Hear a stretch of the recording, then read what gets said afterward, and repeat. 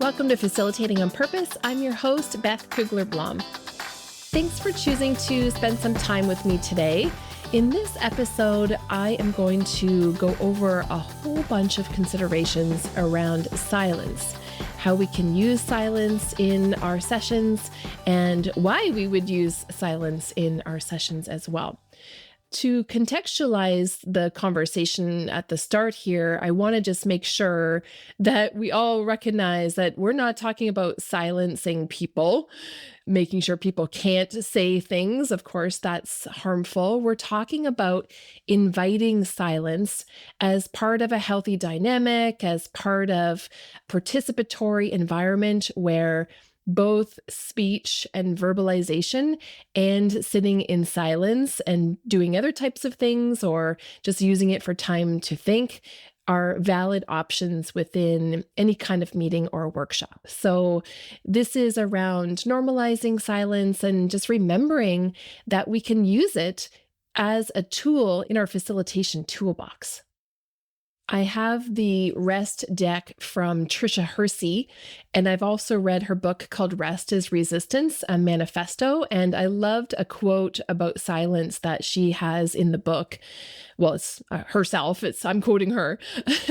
She said that silence is a sound. Sound can be healing, but it doesn't have to be from music tracks. Find and cultivate silence. I love that concept that silence is a sound, and perhaps if we think about silence as a sound, then it can help us remember to incorporate silence intentionally into our sessions and perhaps go along the road of being more comfortable with silence, because I think so many of us, especially I can only speak for my own culture, a Western culture here in Canada, that silence often can be uncomfortable. Silence is something that we think we need to fill right away. We often here don't have perhaps a comfortable relationship with silence that we ought to when we try to bring it intentionally into our facilitated sessions. So if we think about silence as a sound, that might be helpful to us all, that just like music is a sound, silence is also a sound. And we can use both of those things in facilitated sessions. We can use the sound of voices and we can use the sound of silence intentionally. Some people need silence, don't they? And I guess when I say some people, I probably should say all people, because my brain was going to, well, I just came off an episode with Marie Dubost about neurodivergence. And we absolutely know that some folks really will need silence and they need that mental rest time because of a neurodivergence in their self that they have. But then I can't just say that some of us need it. I think all of us need it. All of us need to have rest times for our brain. And particularly maybe in this busy world that we're in right now, where we tend to fill it up so much, we tend to go on our devices so much. And even our participants, we have to work to help them not be on their devices as soon as breaks happen and as soon as lunch happens. And maybe even during the session, they so often fill every moment with something, don't they? And we do this in our life too. We often don't allow silence to come as much into our life. So silence is a sound. Silence can be healing. Thank you, Tricia Hersey, for that quote from your book. And maybe it's something that we can all think about just as we get going here, thinking about what silence means in facilitation. I once went to a session with a connection of mine here in my facilitators group. Her name is Lisa Gordon. And Lisa had a quote in her workshop that I was in, and she said, "Let the silence do the heavy lifting." So I want to just consider that for a second, because I wrote that down in my learning journal at the time. I thought it was an interesting phrase that I wanted to remember. Let the silence do the heavy lifting. And so let's unpack that a little bit. What do we think Lisa meant? If I draw on my own experiences intentionally using silence, one of the first things that comes to mind is after we ask a group a question, the frustration that a lot of people have is that no one will have an answer. No one raises their hand. No one says anything. People are kind of deer in the headlights kind of look, we might say, the facilitator has asked a question. We don't know what the answer is, and they're expecting us to answer it right away. But if we think about what Lisa said, let silence do the heavy lifting. If we just allow silence after asking a question, for example, 10 seconds of silence could be useful. Or even in things like liberating structures, we have lots of structures or activities. If you're not familiar with them, they're just activities. They intentionally incorporate 1 minute before people start to do something. So I give you an invitation question, something to think about. I give you 1 minute of silence to think about that thing. And then you turn to a partner, or then you turn to the small group that you're working with, and you're able to have a discussion about the thing. So let silence do the heavy lifting really is a great concept for us all to think about. If we give participants that 1 minute of silence, or even more in certain situations could be helpful, then it gives them time for their brain to work, to kick into gear, to really draw on their own experience, their own backgrounds, what they think, what they know about, and then they can perhaps participate a little more comfortably, a little more easily after that. To be able to let silence do the heavy lifting, then we need to plan for silence. When we're in our design stage for our agenda planning or our lesson planning for our session, that's when we need to plan for silence. We need to write it into our plan that we're going to wait that minute, we're going to wait 2 minutes, whatever it is. And we tell the group then, don't we? We say, I'm going to give you 1 minute to think about this, and I'll ask for silence during that time, so that everyone knows what is happening, that silence is intentional in that moment. So plan for silence in whatever it is that you're planning in your lesson plan, your agenda, and make sure you follow your plan when you come to that point. Now, of course, if you're going to just wait 10 seconds, you're not going to probably put that in your lesson plan. You just have to train yourself to look around the room, whether it's virtual or in person, and tell yourself that you're going to wait. You're going to wait comfortably, waiting for someone to say something before immediately jumping in and answering your own question or asking another question or so on. I mean, if you've asked the wrong question and they really are confused, of course you have a problem.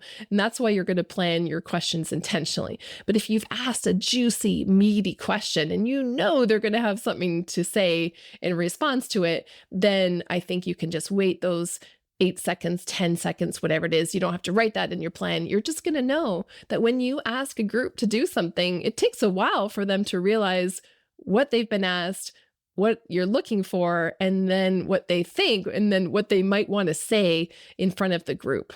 So plan for silence, but also just in those informal times, just know you might have to wait. And I kind of laugh. I've said this so many times. I don't know if I've said it on the podcast, but one thing that I do is I just take a drink of water. And I usually have some sort of water nearby, whether it's in person or virtual, and I'll lay out a question for the group and I will just turn to my drink and take a sip. And that just kind of is a natural thing to do to help myself wait that silent time out and give people a chance to say something. And usually works. Usually somebody feels the need to say something during that time when I'm just taking my sip or two of water. You might have another strategy that works for you. And if you do, let me know. I'd love to hear about it. Reach out. But that's the one I've used for years. And I need to drink water anyway because we talk a lot as facilitators. So it's a good thing to remember to stop and take a drink now and then. And if we can do it in those times to promote silence and to use it intentionally, all the better. So silence really does help people think. This is what we want them to do in our sessions. If we're creating and facilitating participatory sessions, we want people to engage, don't we? That is the biggest challenge people have. And so things like this to allow people to participate, but more importantly, have that thinking time that they need before they jump in to participate, whether it's to say something to the whole group or a partner or a small group. they need to have that. So we need to create opportunities to get them that thinking time that they need. And we know different brains have different processing speeds too. Some process very fast and some need a little bit more time to process. So we need to equalize the experience for people and allow that thinking and processing time to happen. Another thing around planning for silence is just the structure that we do use. So something like 1, 2, 4 all in liberating structures is the thing I mentioned before, where we can start with 1 minute of silence. But what if we haven't got a structure where we've intentionally put in the 1 minute of silence? I'm thinking of something like circle practice. So in circle practice, we send a talking object around a circle, and one person goes after the other to respond to some sort of prompt or question that they've been asked to respond to. If you were newer to facilitation, you'd think, okay, well, everyone's just going to go when they get the talking object, aren't they? But no, we have to offer the group the ability to pass in that case. So as the facilitator, this is an intentional thing. Again, write it into your lesson plan that if you have a circle practice going on or something similar like that, where people go one after another, up front, you need to say that if people want to pass and then be returned to later, that is totally fine.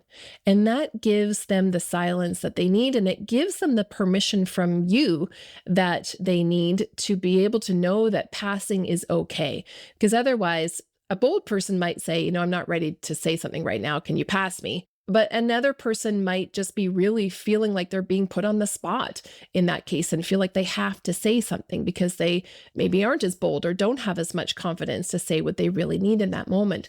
So as facilitators, we need to think about how we make that kind of experience comfortable for people and not put them on the spot, and let them know that they have the ability to pass. And that is an equally fine measure. Both options are fine. When you get the talking object, you can say something or you can opt to pass, and we will come back to you later after you've had a chance to think more or hear what other people have had to say or whatever it happens to be. So again, another way to plan for silence is just around the types of activities and types of processes that we choose to put into the plan, and some of those instructions that we need to give the group so that they know what is possible in the environment.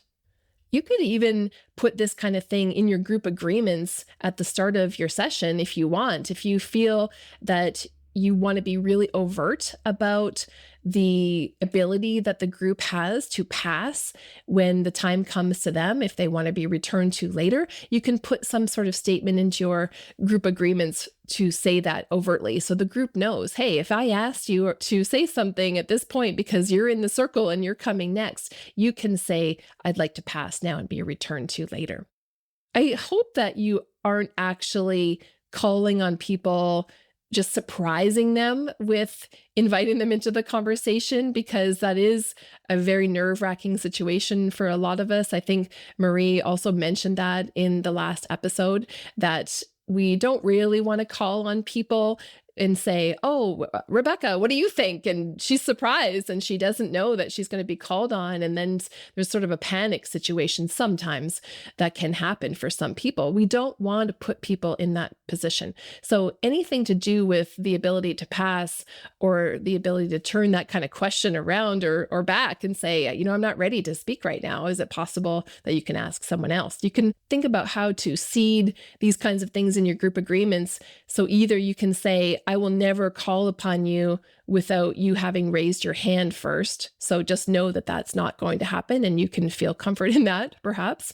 Or if you wanted to say, I might call on people from time to time when you haven't put up your hand, but just know if I do that, you do have the ability to say, I really don't know, and I'm not ready to say something. I would probably prefer the former, but if you're in an environment where you really are trying to encourage people to speak for kind of the goals of the session, maybe you want to encourage people a little bit more to say something, but just give them that opportunity to pass.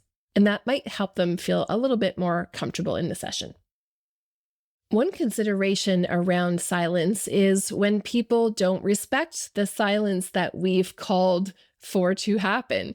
I've definitely had this happen in my facilitated situations, not very often, but here and there, I've called for silence and then silence has not been given to the group by one or two or more people.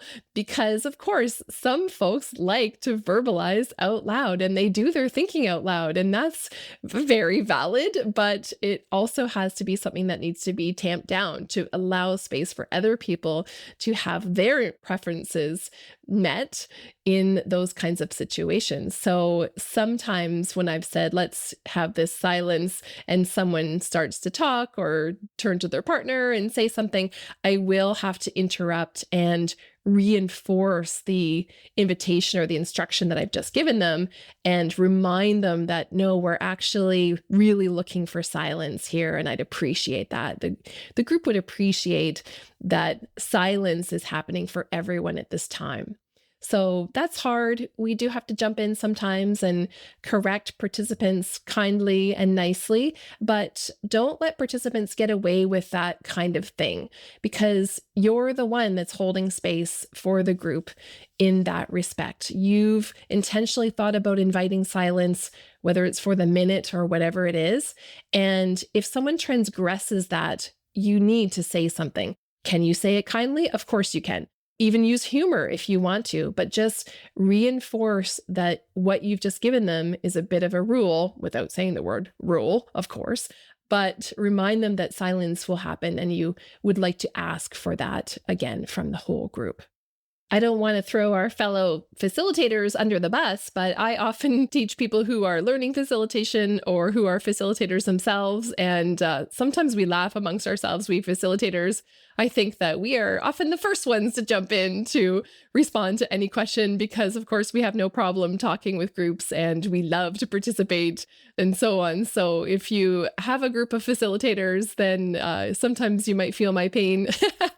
No, it's not pain, but it's just the chatty group of any kind, whether they're facilitators or not. The chatty group has so many benefits. And also, we have to recognize that probably not everybody in that group is very chatty and wants to verbalize out loud right away. And we just have to remember all of the different folks that we probably have in the room.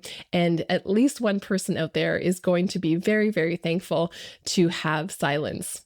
Sometimes I've even seen facilitators not follow this own rule themselves. I know once I attended a workshop and the facilitator was facilitating through an activity that I knew, and I knew how it was supposed to run because it's a common activity. They talked throughout the entire time where silence was supposed to be happening and the group was supposed to be doing their individual independent work. And the facilitator even had a toddler on her lap at the time, which is very inclusive. I will say that's amazing in terms of inclusivity, having our children sometimes in our facilitated sessions. It's a beautiful thing. But of course, if we're trying to intentionally foster silence in our session and we as the facilitator have a chattering toddler on our lap, but also we don't respect ourselves, the silence that we've asked for, then maybe it's a little bit of a problem. And it could be perhaps a spot of reflection opportunity for us as the facilitator to reflect on that and see if it really did go as we had planned and perhaps plan to do something a little bit different next time, holding ourselves accountable to the instruction that we gave the group and didn't follow ourselves. So I sometimes kind of smile to myself. Of course, we facilitators are often terrible participants because we see sometimes what other people are doing that we would not do ourselves or we would hope we would not do ourselves. But we have to give other folks grace always when they are in front of the group, as we hope that they would give us grace when we are in front of the group. We all make mistakes. I've talked about this before. And the only thing is we just need to reflect on it. So if I did that, I would hope that I would spend some time at the end of that session thinking back over the different activities that I facilitated, how the session went, thinking about those times of silence and all the other things we think about when we reflect on our practice. And maybe I would recognize that I didn't hold myself accountable to facilitating the structure in the way I should have to allow those silent times to happen for myself and for the group as well. We can use our everyday life to practice silence. And this is so close to my heart right now because I'm writing a second book. It's going to be called Everyday Acts of Facilitation. My whole premise is that when we learn facilitation skills, we don't just learn them in facilitation related workshops or in meetings where we're watching facilitators. We do learn facilitation skills in those formal settings. Absolutely. We all do. I've done that.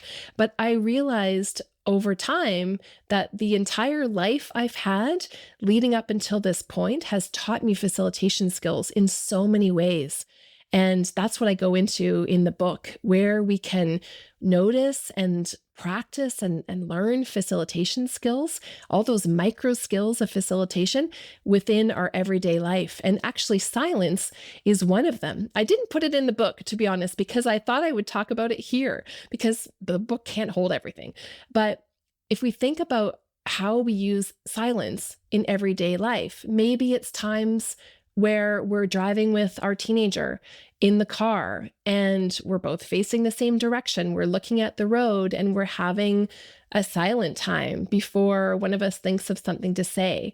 And we could be uncomfortable with that silence, but we could also just sit in that silence and feel its comfort and feel that it's just the space before something else happens that's verbal.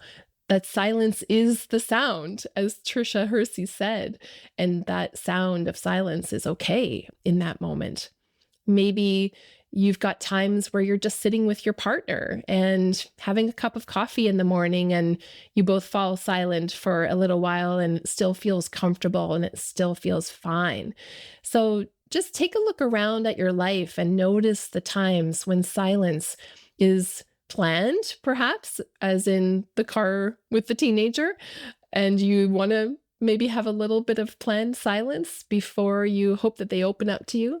And maybe sometimes it's more unplanned, where you're just sitting having coffee and you run out of things to say for a second, but it's totally fine to just sit in silence with each other and feel that it's still comfortable. I'm sure that others out there of you that are from other cultures, you might have more to say around what works in your culture around silence. You might be doing a better job around intentionally fostering silence in your location, wherever you are.